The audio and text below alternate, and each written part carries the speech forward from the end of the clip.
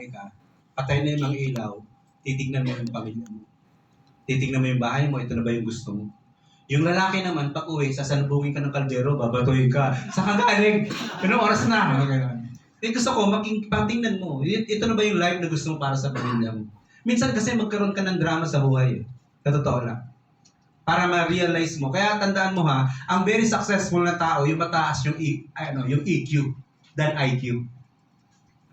Bakit nanalo si Michael Jordan? Mataas ang emotional conscience niya eh. Sabi niya, hindi, mananalo ako. Ba't nanalo si Steve Jobs?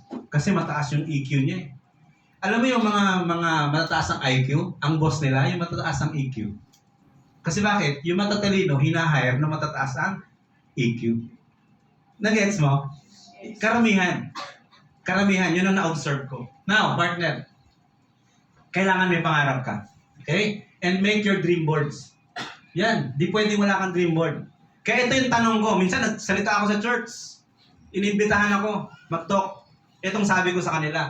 Ayaw ba ni Lord na ganito kotse at bahay mo? Ayaw ba ni Lord makapasyal ka dito? Ayaw ba ni Lord may savings kang ganyan? Kasi kung ayaw ni Lord yan, sino Lord mo?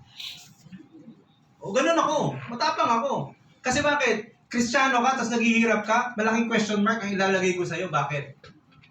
Tapos nagyayabang ka sa you are the sons of daughters of kings of kings. Tapos naghihirap ka, bakit? Tamad ka. Sorry. Love kita, partner. Love kita, bro. Love kita, sis. The question is, ayaw ba ni Lord nito? Kasi kung ayaw ni Lord niyan, huwag na tayo mag-usap. Di ko alam kung bakit. Okay? Now, gawa ka ng dream board mo. At yung dream board na yan, partner, dikit mo lahat ng gusto mo. At the best place para ilagay yung dream board mo sa tapat ng bintana ng kapitbahay mo. Oo! Akala kasi nila joke. Ganito yan. Ang pangarap na hindi binubulgar, hindi nakukuha. Ang pangarap na binubulgar, naku, kahiyaan na yan, di pwedeng hindi. At tutulungan ka ng Diyos, huwag ka lang mapahiya. Totoo yun.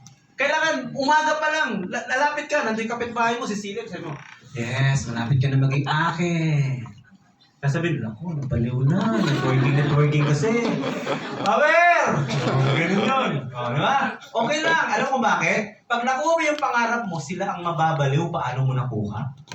At pag nakuha mo na yung pangarap mo, magkaka-arthritis sila sa daliri. Oo, hindi nila malike yung post mo. Oo, parang ganun. Pero namamasyal ka na, iba't ibang bansa, punta na kami ng Santorini, ng ganun. Pag nire-review ko yung mga likes, wala naman kamag-anak at kaibigan dito. Mapopost na ako. Sa mga kaibigan ko at kamag-anak, mag-like lang kayo, isang like, 1,000 pesos. Oo, no? Siguro puro kaibigan ko mag-anak yun. Tapos re-reply ko naman, mukha kang pera. It's a prank. Yeah, so gawa ka ng dream board. Powerful yan, maniwala ka. Pagising mo sa umaga, bago ka matulog, hindi masama. Si Lord magsasabi sa'yo na mas maganda ang gusto ko para sa'yo. Hindi masama yun. Okay. Now, nasa Boracay ako.